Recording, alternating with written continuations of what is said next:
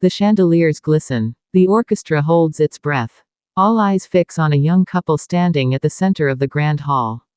This is not just another royal evening. It is a moment that will be whispered about for generations. Princess Leonor of Spain, Prince Christian of Denmark. Their first dance together. A love story unfolding not behind palace walls but in front of the entire watching world. And here's the truth. This wasn't just a dance, it was a declaration. From the very first notes of the music, it was clear.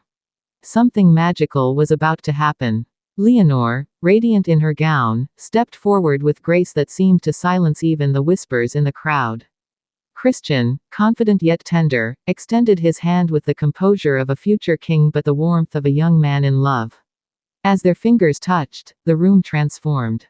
The ball was no longer about tradition or protocol. It became about them, two hearts finding harmony under the weight of royal expectation. But what makes this moment so powerful? It is not simply the beauty of a dance. It is what it represents.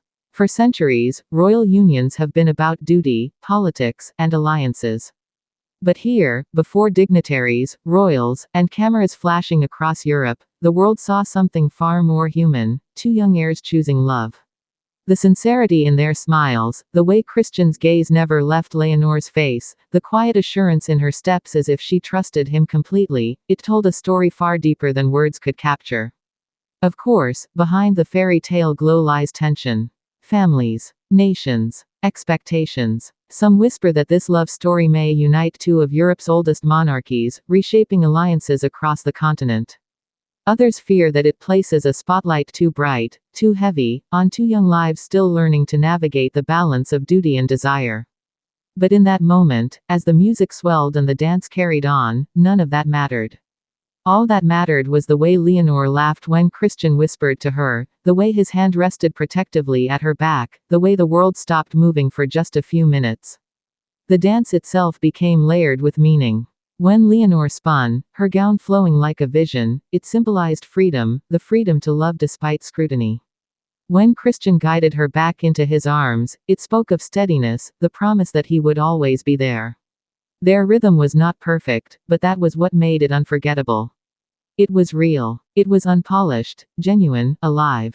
And then the final note lingered in the air. Silence. The world held its breath. For a moment, there was no applause, no chatter, only the echo of history being made. Then, as if a dam had broken, the hall erupted in thunderous applause. Royals smiled, dignitaries nodded, and families exchanged glances heavy with meaning. They knew they had witnessed more than a dance. They had seen a new chapter of European royalty written before their eyes. But perhaps the most striking image of the night came not in the twirls or the bows but in the quiet after. Leonor and Christian, side by side, their hands still interlaced, looking at each other with the kind of certainty that no protocol can choreograph. It was the certainty of love, young, bold, and ready to face whatever storms might come.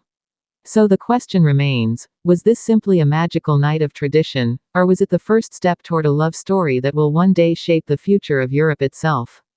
Whatever history decides, the memory of their first dance will remain etched in the hearts of millions. Because sometimes, history is not written in treaties or battles.